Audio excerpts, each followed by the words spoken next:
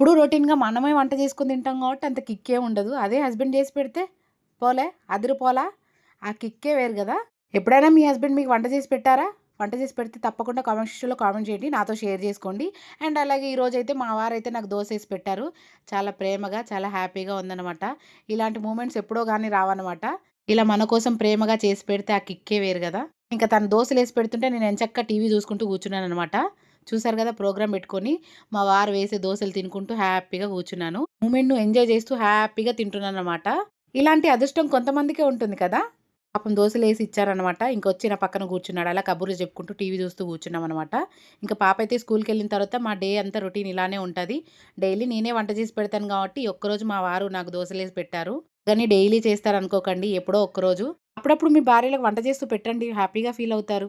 వాళ్ళ మనసును కొంచెమైనా అర్థం చేసుకునే వాళ్ళవుతారు. వీడియో మీ అందరికి నచ్చిందని అనుకున్నాను. నచ్చితే లైక్ అండ్ సబ్స్క్రైబ్.